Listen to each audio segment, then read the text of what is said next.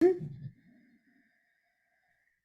everyone, happy Friday to you all. And most importantly, happy Pride to all Oh, those who yeah. celebrate this glorious month of love and positivity. This Mhm. is 90s Crime Talk with Stef, and I am Stef, your crazy, delirious host. And I'm here with my gorgeous, stunningly, just charismatically witty, brilliant bestie and co-host, Neen. Hey Neen, how's it Stop. going? I'm fabulous. How are you, beauty? Thank you for saying fabulous.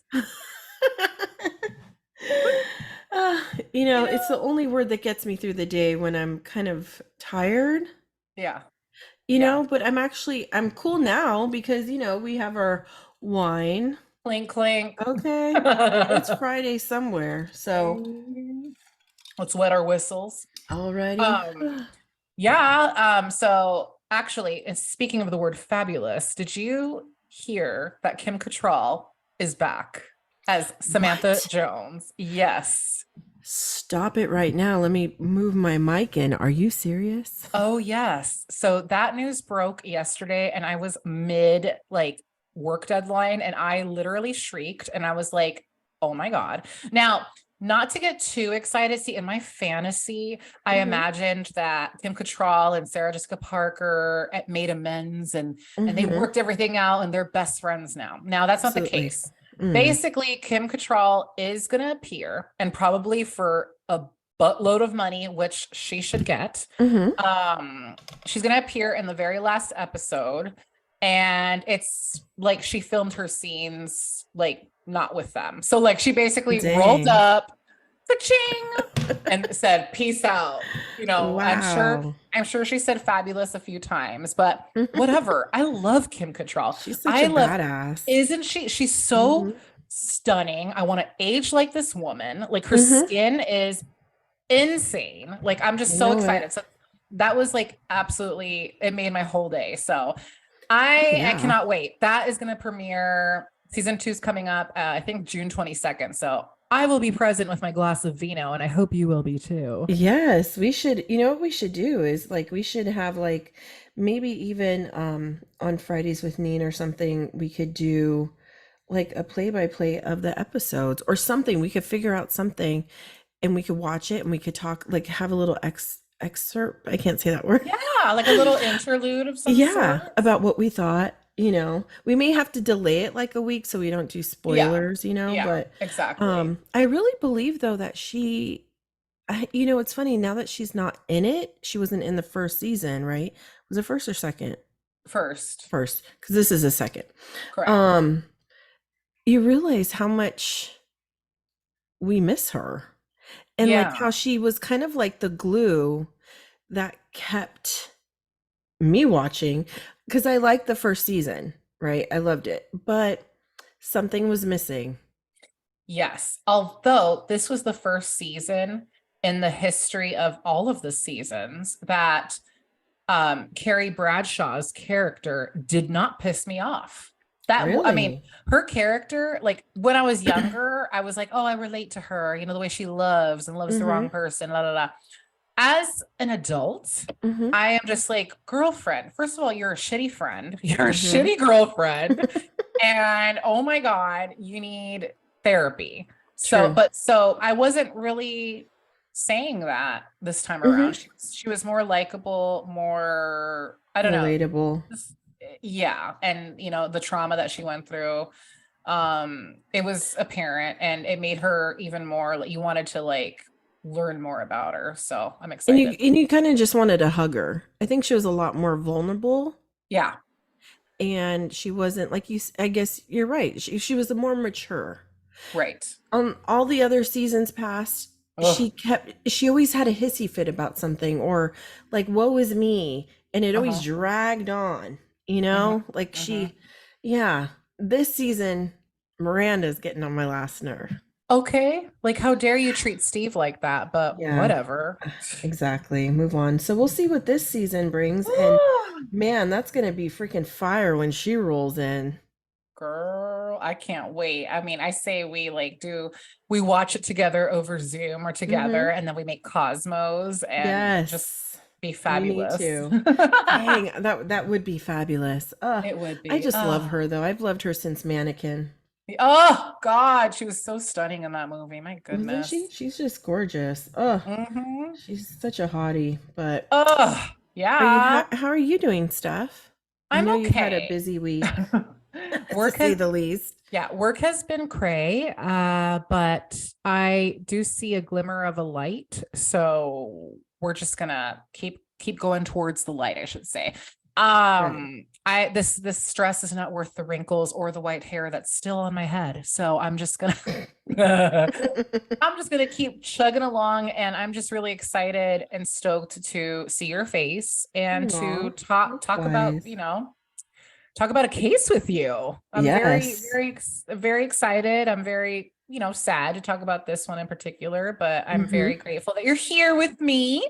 Aw. So, without further ado, first, I want to say that for the month of June, which is also known as Pride Month, which is also known as Pretzel's birthday, and for those of you Mm-hmm. just tuning in, Pretzel is Presley, and Mm-hmm. Presley is Neen's amazing daughter.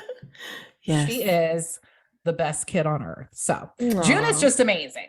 So that being, Yes. yeah, right? Like, Thank you. congratulations on birthing and raising a child the correct way. Yeah, and it's crazy. And I remember on the morning that I was going into my C-section, we were the what was it? The bill had just been passed Oh my on June God. 26th. And I was Gay like, "Oh my marriage. gosh." Yeah, I was like, "Oh my gosh. This is amazing. What a day of love Yeah. Yeah. and No happiness wonder. and equality." I No mean, wonder. I feel like the world's taken a little bit of a step back in a lot of things, but you know what? I really commend you on this particular series that you're going to do in June. And I love this because I think that, bottom line, we all may not agree with certain things, like, whatever it may be, right? But Mhm. it doesn't mean that we have to hate each other. you Right. know we could have differences in whatever our lives bring to us, right? I may not agree with the fact that I don't see gray hairs, okay, but I'm not going to hate you because you keep insisting there is. You know what I mean? Like, people are so petty for things.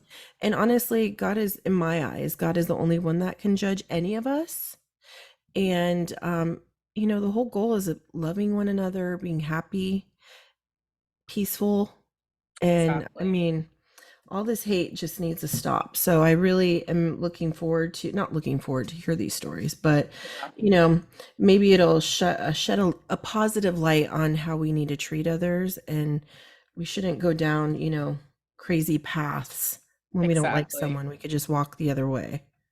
Oh, well said, Neen. And like you said, for the month of June, I want to focus and highlight some true crime cases that involve members of the LGBTQI plus family. So, to start us off, I wanted to discuss the case of Brandon Teena.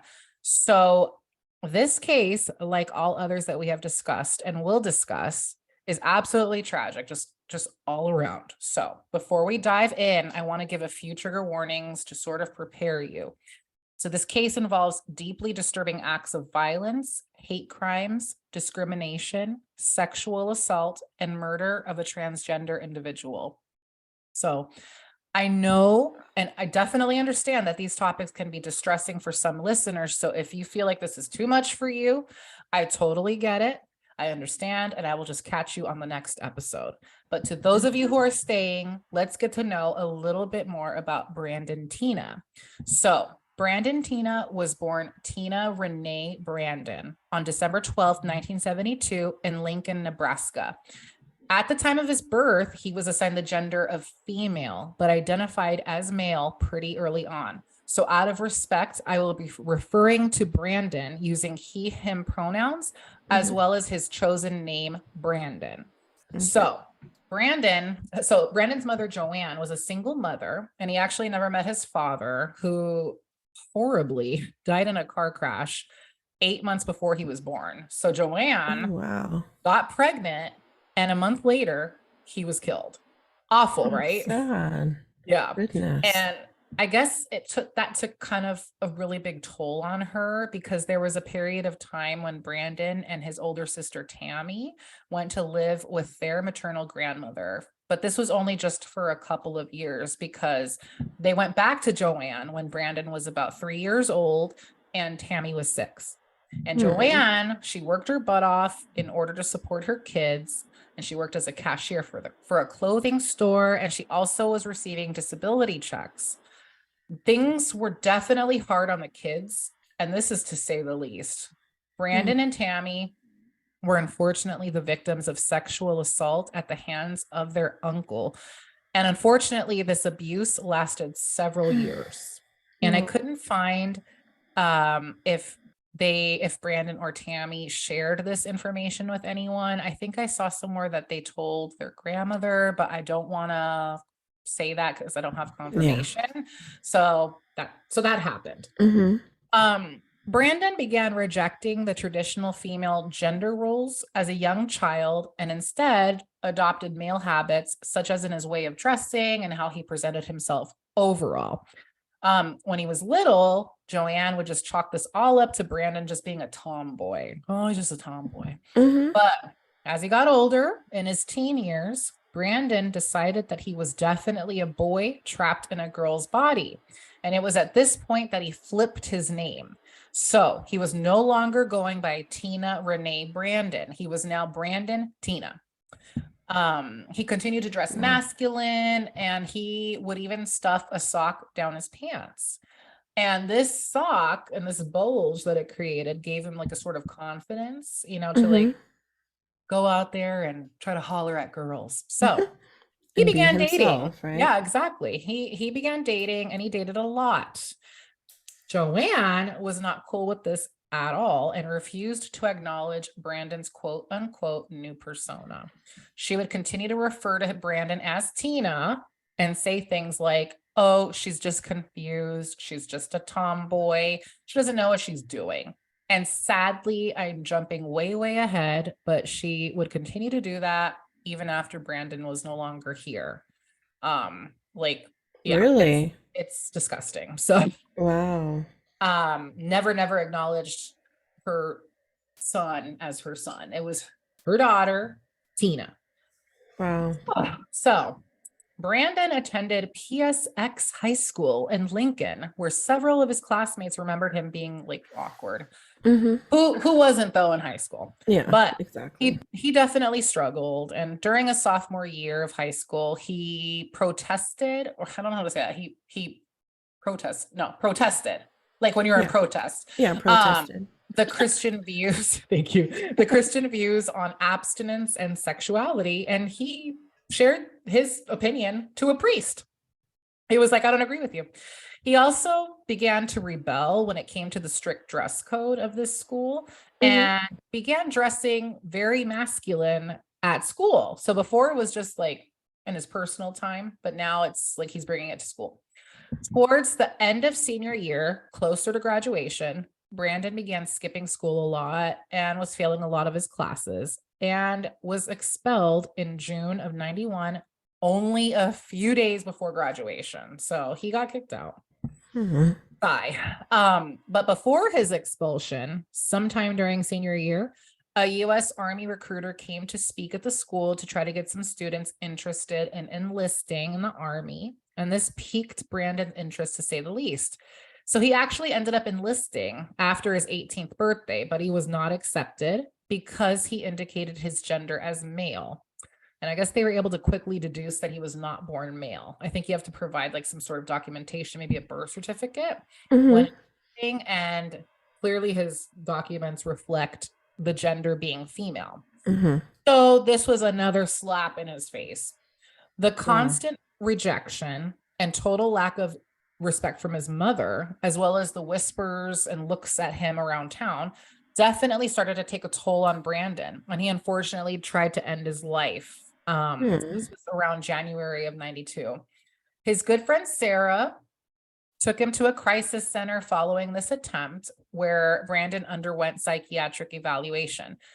The psychiatrist concluded that Brandon was suffering from a severe sexual identity crisis. And following this diagnosis, he was taken to the Lancaster County Crisis Center, where he was placed under suicide watch just for a few days, but he placed him under watch.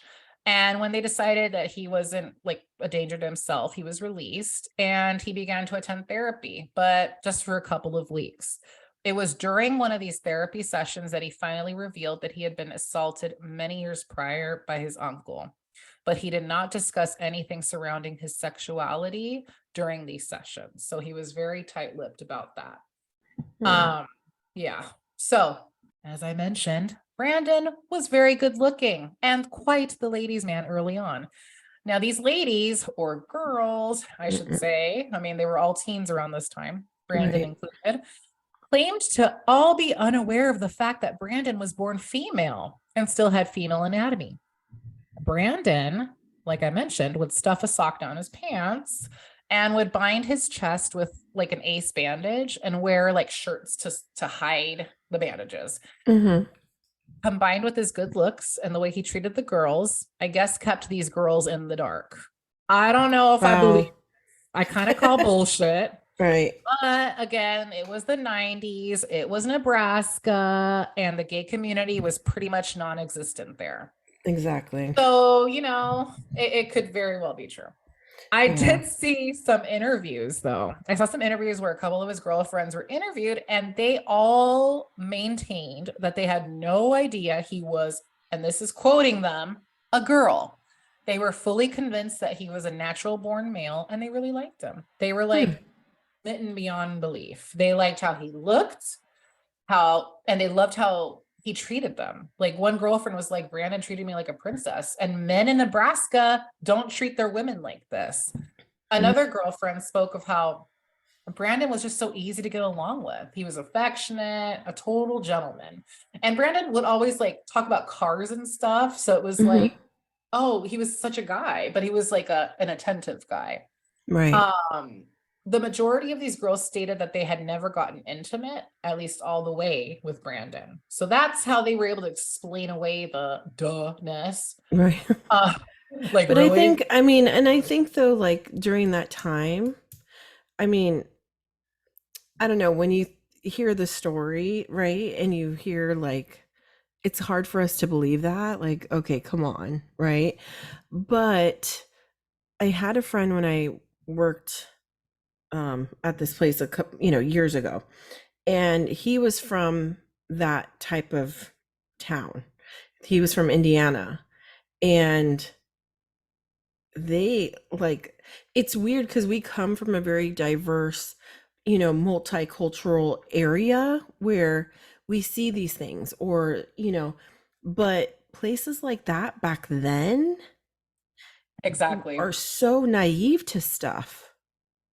Like they aren't exposed to not just, gay people, but also Chinese people, black people, Black people, exactly. like they literally only see people that are like, that look like each other.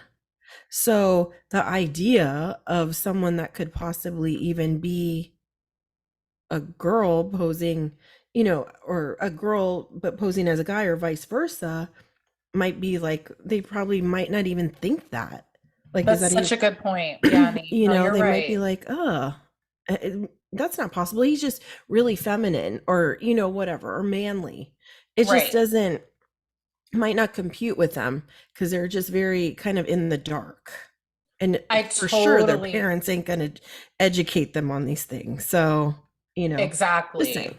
No. That's such a good point because when watching these interviews, the girls truly looked like what? Like they were like totally like taken by surprise. And one of his ex-girlfriends, okay, she heard the rumors about Brandon being born a girl. She didn't believe them. She was like, I'm sleeping with him. Okay. Like I would know.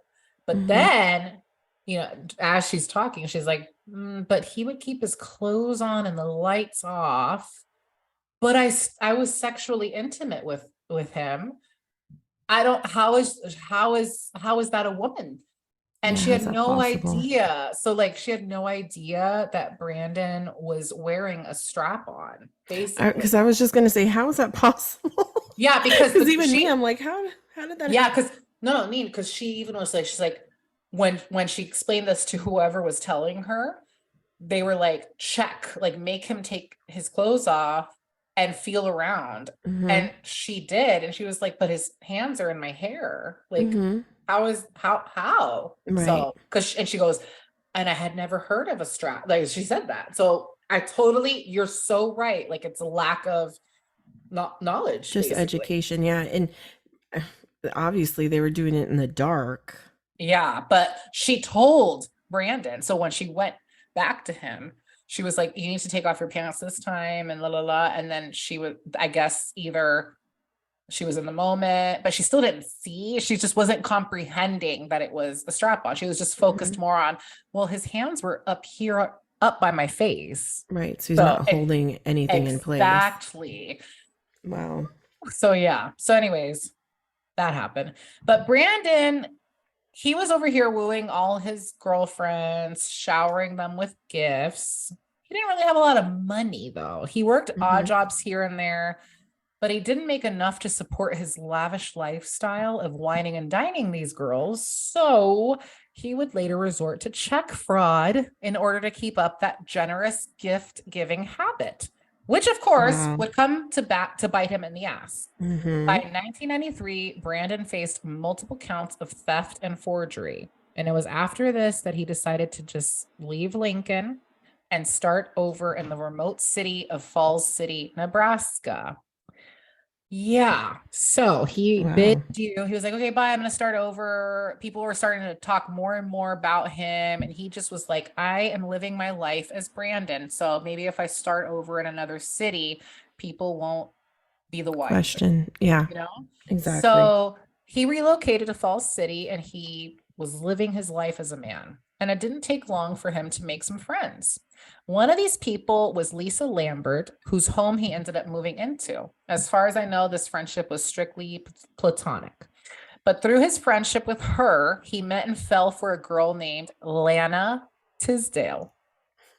And sadly, this is the relationship that would end up costing him his life. So, Oh. yeah. So Brandon unfortunately picked this habit back up again of forging checks, and it caught up with him. He was arrested on December 19th, 1993 for forging checks. When he was arrested, he was placed in the women's section of the jail. To make matters even worse, his arrest was made public in the newspaper, listing his name as Wow. Teena and his gender as female. WT fucking F. Okay. No. And Wow. this is the part where we will continue to get angrier and angrier. So buckle up. So Wow. Lana learned about Brandon's secret when she went to visit him at the jail to be informed that he was a woman and that she was in the women's wing of the jail. Now, this is them talking, not me. Mhm. Rather than run away, she stuck around and talked to Brandon. She even paid his bail using a check her father had given her to get her hair did. He gave her like a check with his signature, Uh-huh. and he was like, "Here you go, baby girl." And she took that check and bailed Brandon out. It was $250 back in the day. So Wow. when once Brandon was out, Lana was like, "What the fuck is going on?" And Brandon Mhm. explains to Lana he's actually a hermaphrodite and that he was pursuing a sex change operation. As far as anyone knows, like he wasn't like I think maybe he was trying to work to like get the money, but it was a Mhm. long time before he could even like pursue that operation. But that was Right. his plan, so he just decided to tell her that. So they Was continued that to was date. that even common, that operation back then, or was that I think something it that was was brand new, like yeah. just Wow. and not. I'm imagining not safe. Yeah, You know what I exactly. mean? Like we've Right. made light years of a change today, but in the Mhm. 90s, the same with like abortion back in the day. Yeah, no. I mean, I know the importance of it, but seems risky. Yeah. So, yeah, so he told Lana that she seemed to be okay with it and they continued being in a relationship. A couple of weeks later, on Christmas Eve, Brandon was attacked at a party that he went to with Lana. he was grabbed by two of his so-called friends, John Lauder and Tom Neeson, and he was shoved into a bathroom. This gets pretty rough, so beware. Excuse me. John and Tom forced Brandon to remove his pants and forced Lana, who was there as well, to look and see that Brandon had female genitals. Then they beat him pretty severely, kicking him all over his body and stomping him on his back before dragging him to their car and driving him to a remote area. Once they stopped, Tom and John each took turns raping Brandon. After that horrific assault, and there's a lot of details on this rape, so if anyone needs to know what exactly was done to him, it's online, but it's absolutely awful. But after he was assaulted, the men threatened Brandon to keep his mouth shut or else they would kill him. So threaten him. They drive back to Tom's house and forced Brandon to take a shower. Brandon ran the water of the shower, and with the noise of the shower going, he managed to break out of the house by climbing out of the bathroom window, and then he ran to Lana's house, which was like over a mile away. And he like didn't have like shoes on. He had a t-shirt that was like, he was a mess. Lana took one look at Brandon and was like, you need to file a police report. And I actually agree with that. But Lana's bitch ass skank of a mother, okay, who by now had heard the rumors regarding Brandon being a woman because it was in the paper, went to Tom's house to warn them that they better get their story straight because Brandon was on his way to file a report. Yeah. Oh my gosh. Let that sink in. And I saw her say this in an interview, and she tried to justify it by saying, I didn't think Brandon was telling the truth, but then I saw them start to clean up. And that's when I realized, oh, Brandon was telling the truth. How the hell does that make you look better? What an idiot. Oh my God. Wow. So Brandon, during all this, he immediately goes to the police to file a report. Now, this is Nebraska. This is the 90s, the early 90s. So you can imagine how that interview went. I listened to the interview. I listened to it because it's available between Brandon and the freaking cold-hearted asshole Sheriff Lau. It's Laux. I don't know how to pronounce that. It is beyond infuriating to listen to. The sheriff's interrogation was absolutely despicable. He treated Brandon like a leper, like a criminal. He said shit like, so when did they poke you? Had you ever had sex? Did you help get them hard? Like worse stuff than that. And that's disgusting, right? Like I was just absolutely, and it was like, he was so pissed that Brandon had the nerve to go report this because Brandon was a girl to him. Oh, it's just like it was disgusting. It was absolutely horrible.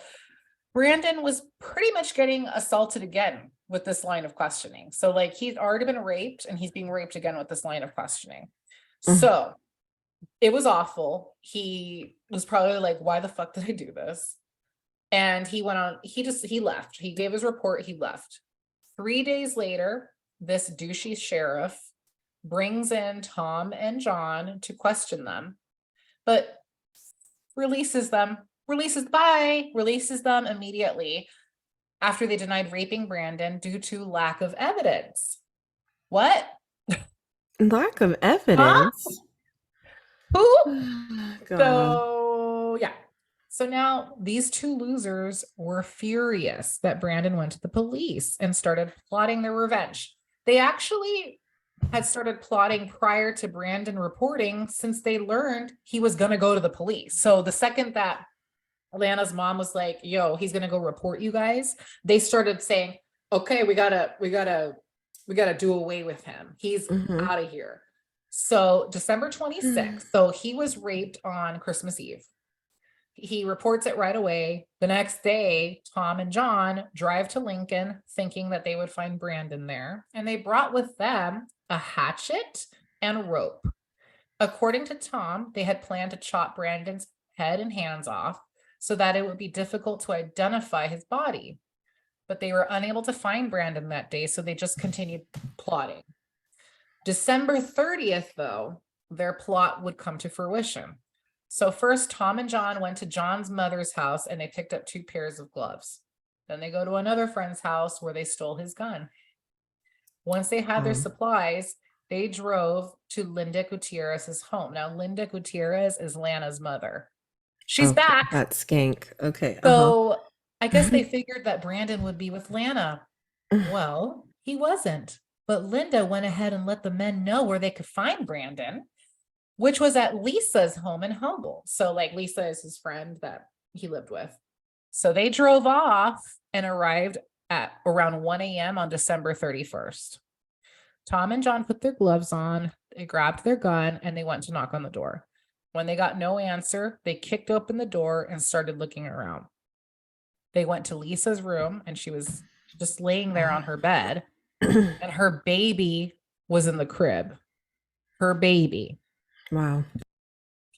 And Tom and John asked Lisa, where's Brandon? But realized when they asked that someone was hiding under a blanket, like on the bed.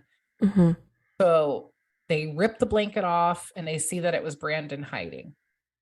That John grabs Brandon and he made him stand up and then shot him immediately.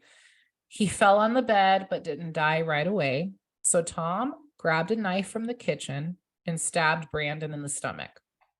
Once Brandon was dead, Tom goes to pick up the baby and gave him to Lisa. As Tom did that, John shot Lisa in the stomach, but this did not kill her. Tom grabs the baby and put him back in the crib. While Lisa was struggling for her life, the men asked if there was anyone else in the house, to which she responded that yes, her friend Philip was in the house.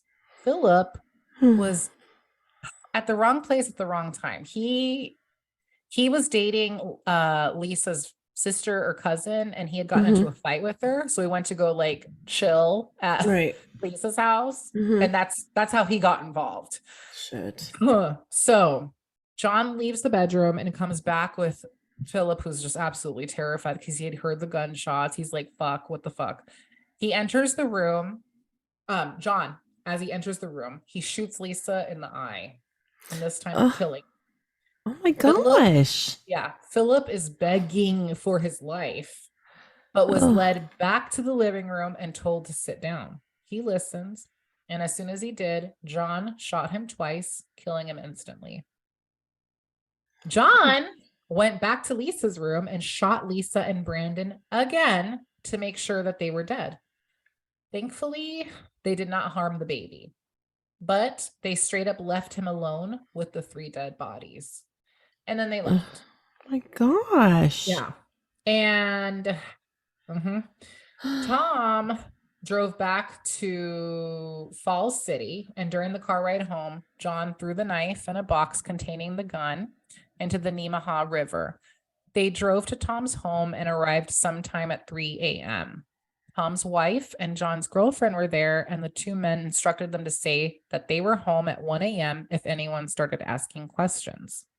The next morning, Lisa's mom goes to Lisa's house because I guess she hadn't heard from her or something. Something led her to the house. She goes in and she actually gave an interview too. And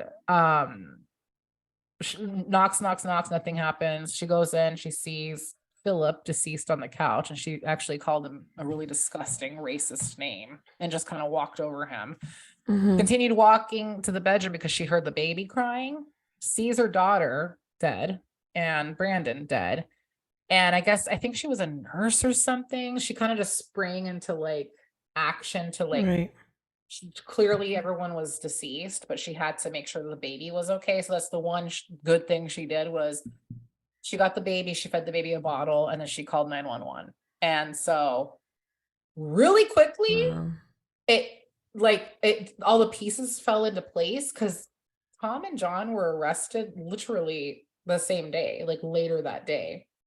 I think they had recovered the gun or something. I couldn't really find much, but it was what I do know is that they were arrested and charged the same day. And I think they were able to piece it together because of the rape accusation that Brandon had just filed a week prior. So they were like, So Something's Yeah, fishy.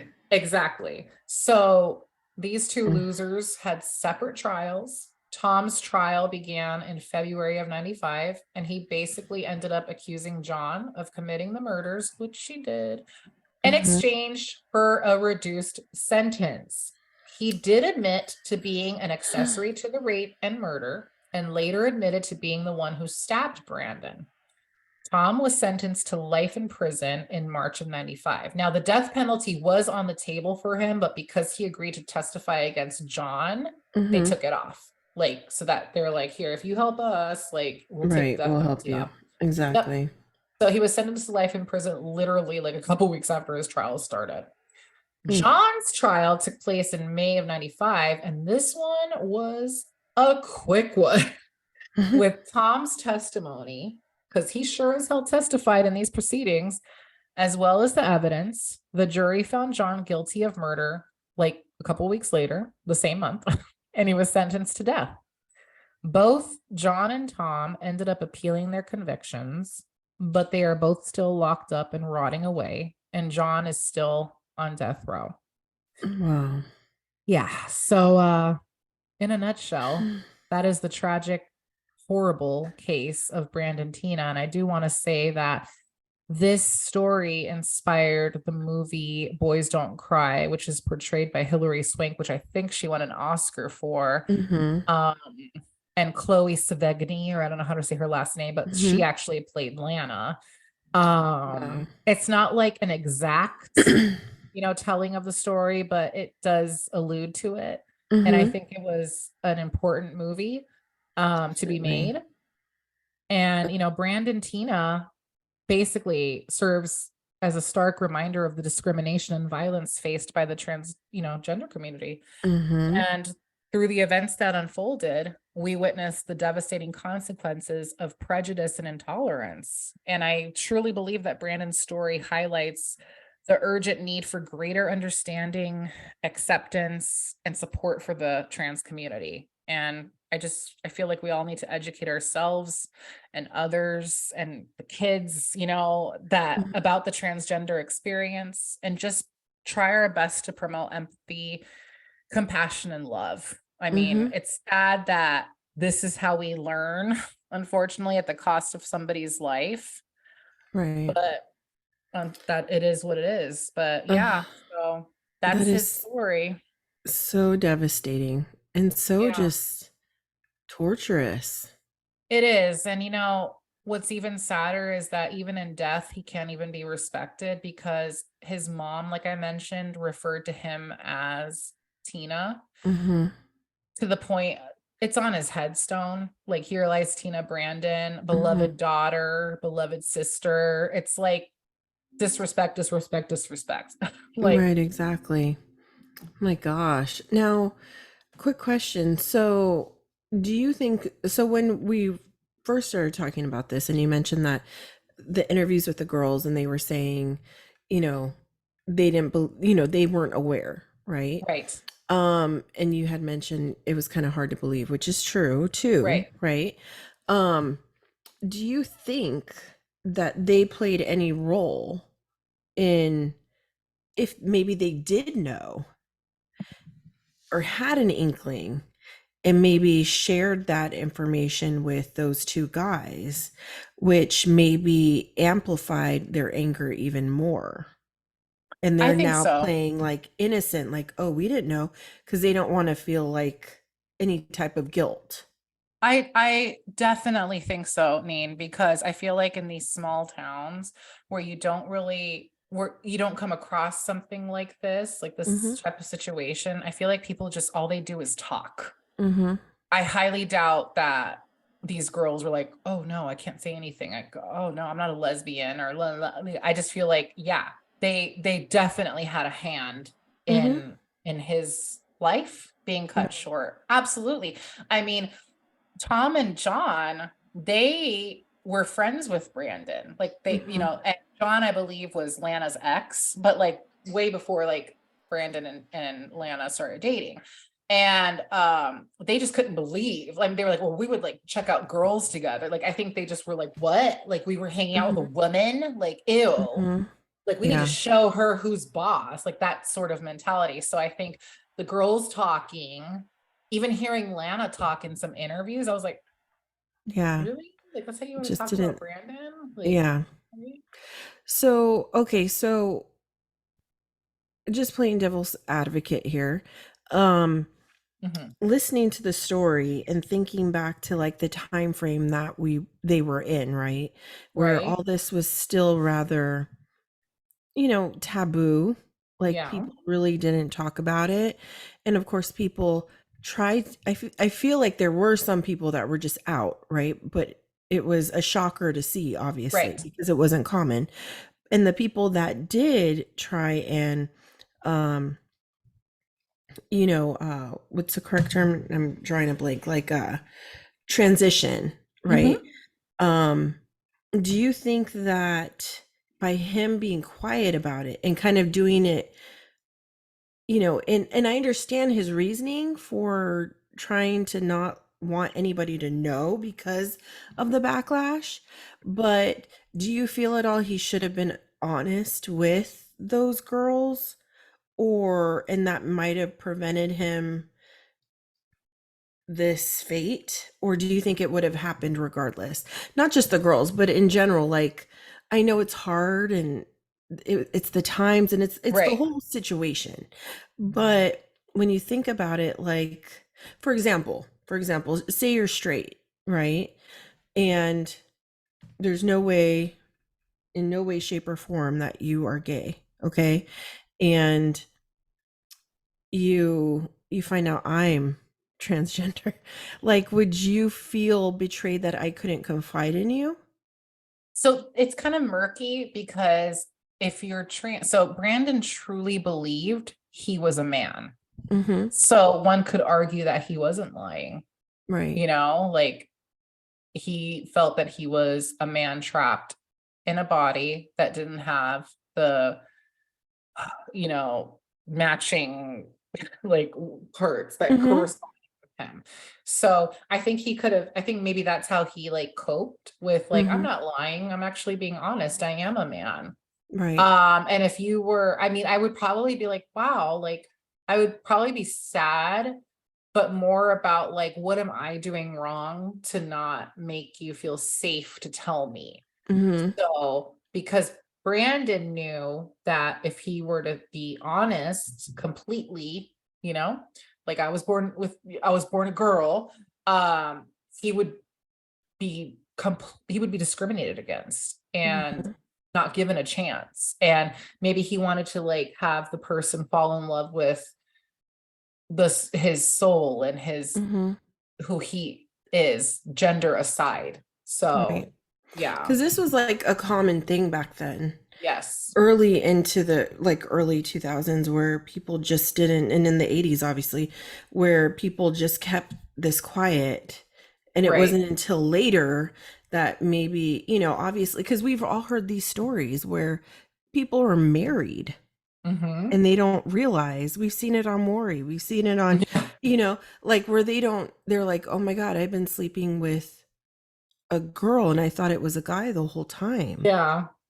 I And mean, yeah, I can understand. Like, oh my God, like, why didn't you tell me? Like, I have not been in that position, mhm. but But trying to see it. I can Yeah. see where it would be, like you said, because, okay, so my friend and I were having a conversation about this today, and we were just talking about children and Hmm. how we all know those kids that if they're a boy and they're very feminine growing up, not to say that just because a boy's feminine means that they're gay, Hmm. but you could kind of tell, like, that, and kids sometimes just know, like, they know, when you're born a certain way, like, we don't know things. And that's what I was telling my friend, is that how do we know that maybe, God's aware that these people were maybe born with the wrong, genitalia, right? Exactly. And that it was just something that happened. And there's a reason. We don't know. We don't understand, and like, who are we to say? Because when you see little kids that are very feminine or Right. masculine from the get go, How do you explain that? It's not something they learn. This is something that they just are. Mm-hmm. So, I can understand when kids are in high school and they've been, girly girly their whole lives. And then all of a sudden they start to become like back in the day, like you said, you mentioned earlier, people were Right. tomboys. Right. You don't really hear that term that much anymore. Mm-hmm. It's still around, but in our day, oh, she's just a tomboy, right? And Mm-hmm. then all of a sudden they come out later, not all, Right. but some. I could see where that would be like, well, during, when they were younger, they were so girly. They were playing with Barbies, always putting makeup on, having, which that doesn't mean because there's lipstick lesbians. You could still be very girly and be a lesbian, right? But people try and like they they try to find a reason for things. Right. And I could see where someone would get upset back in the day because they feel like, oh my gosh. But at the same time, if that's what you believe you are, Correct. and then you have to understand the setting and where he lived. Exactly. He could Because have been it's killed, and he was. exactly, and he was. And you're trapped. Right. And that's why, like my friend back in the day, that's why he left where he was living, was because there was no way he could be who he was, because he wouldn't have stood a chance. Mm-hmm. And it's so sad because that's the story that we've heard time and time again of these people that live in these rural, I can't say that word, areas where there is no education, or they don't want to see anything different, Right. and they have certain values or morals or whatever. But the thing is that, these are human lives, these are human beings, Exactly. and it's just so sad and sickening how you could see by the way these people acted with Brandon, um, how angry they were. And Yes. I think if anything, that's the most disgusting and scary and sad part about it all, is that they he didn't do anything to them, Mm-mm. but because of who he was, they just hated him. Mm-hmm. And I mean, gosh, that's so sad and pathetic. Exactly. And it's like it calls to mind that image of like when people were in the Stone Ages and they'd come with pitchforks to chase somebody out of town. It's Mm-hmm. like, how dare you bring that to our town? And they were Right. friends. That's the thing. Mm-hmm. This was your friend 12 hours ago. Mm-hmm. Like Yeah. he didn't do anything to you. He just knew how you would react. And this is like the reality that a lot of people continue to face. It's Mm-hmm. very, sometimes I look around, I'm like, gosh, I feel very grateful that I live where I live and for the most part don't, have to suffer from any sort of backlash because of my sexuality. But I can't imagine being a member of the trans community and what they go through. I think of, this one person that I follow on TikTok. I'm sure you've heard of her, Dylan Mulvaney. She's just Mm-hmm. like this ray of sunshine and positivity. But because Budweiser wanted her to be their ambassador, everyone's like shooting Budweiser cans. Kid Rock's like, I want to kill her. Like all these people, like what? Or like Nike has her selected her to be an ambassador and people are boycott. It's like, where are we living? What year are Yeah. we in? Are we in the Mm-hmm. 90s when it comes to the trans community? It's just Mm-hmm. very sad. And I hope things change. You want to hope that things get better, but like things that are going on right now with Target, like the little Mm-hmm. things, it kind of weighs on a person. Like Mm-hmm. every time I think we're going forward, it's like two steps back. Like when me and Angel were planning our wedding and we were like, okay, we got to get married this year because we don't know what's going to happen, in 2024. That's Mm-hmm. sad. Like we're going Yeah. to have our rights taken away, like because Mm-hmm. we happen to be two women and it's just a lot. So I, It is. my And I heart think goes that out we to these people. and I think that we all have to be aware that, and that's like what I said in the beginning, is that, and like we've even talked about before, especially when you guys have come across like maybe not hate directly, but hateful words or things, and we all have to be aware and cognizant of the fact that um you never know who you're talking to, or you You never don't. know how your words can be Hmm. taken, or who Hmm. they may hurt. You know, like, you may look at me and think, oh, she's straight, she's married to a guy and blah blah blah, and assume, because I think sometimes people assume, oh, it's just like political parties, okay? And I'm not going to get political, but I'm just saying, people a lot of times look at people and they automatically assume, oh, they're a Democrat or they're a Republican, but really Hmm. have no clue. But people a lot of times go by just how people look.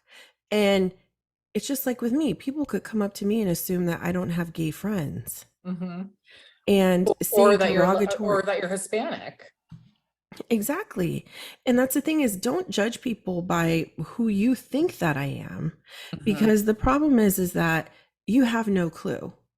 And your words can, that whole saying of, what is it? Sticks and stones may break my bones, but words may never hurt. You know Yeah. what? I'd rather be punched in the face sometimes than have words that I hear from people that I love Hmm. and they don't realize how deep that cuts. Yes. Because just because I'm straight, you have no clue how I'm surrounded by many gay people in my life. Yeah. Hmm. And I don't need to be told certain things, or, even schooled on things. Right. Oh no. And God. people, I feel like, we've all heard certain things, and people sometimes just assume certain situations or things because you're straight or because you're Right. gay or whatever. And I just think that people sometimes just, they're not nice. And I think that we need to realize that we live in a world where everybody's different, Hmm. and just don't judge people. Just be Exactly. kind. If you don't like someone, or you don't like what they do, you don't like what people wear, then if it's not affecting you personally, then why even comment on it? Why Thank you. bother? Just don't look at them. Walk No. away. No Yes. one says, like, this could totally open up a can of worms, because then I'm going to start talking about how the fact that we don't even have control over our bodies anymore and can't even get abortions in certain parts of the world. So, like, Mhm. I don't want to get pissed, but yeah, No. it's true. Like, just mind your bit. Like, if the person is not hurting you, Mhm.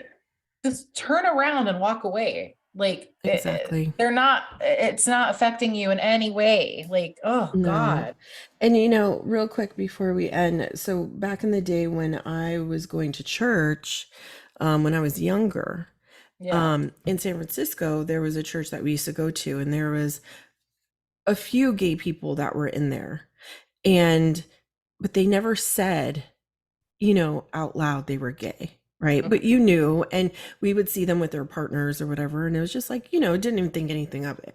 Right. But we left that church because, and I did first, because I had seen some things that disturbed me, and the pastor had told one of the gay guys that, you can come to church, that's fine, but you need to work on yourself, because the things you're feeling, the things that you're doing are um works of the devil.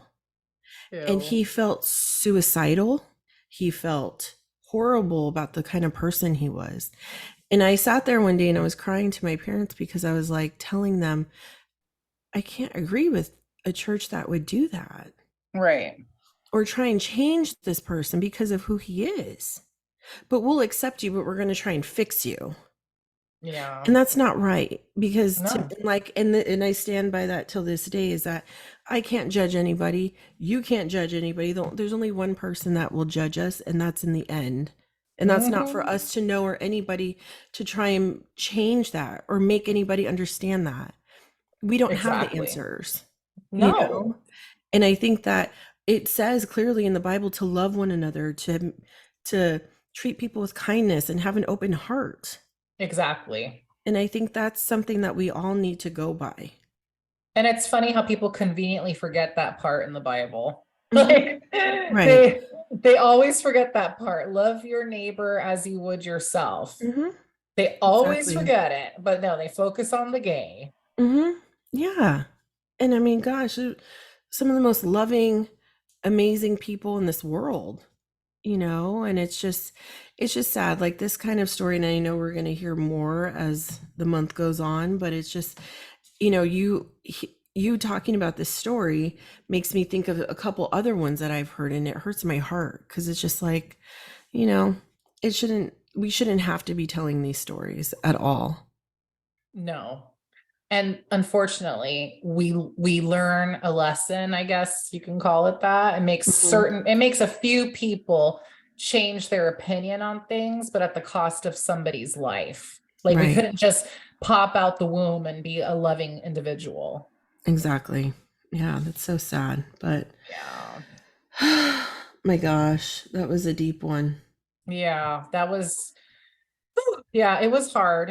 It's just I know many people have probably seen that movie, Hmm. but I just wanted to, I don't know, just reshed some light on Brandon's life. So thank you for No, talking with me of course. and listening and providing your insight, most importantly for being an ally as well, like, and Hmm. also for raising your child to be one that loves everyone, Hmm. because that's where kids get it from their parents, like Hmm. the love or the hate. And so thank you for being on the side of love and support. And I feel like Pretzel is a little ally, and that's amazing. So thank you. Always, definitely.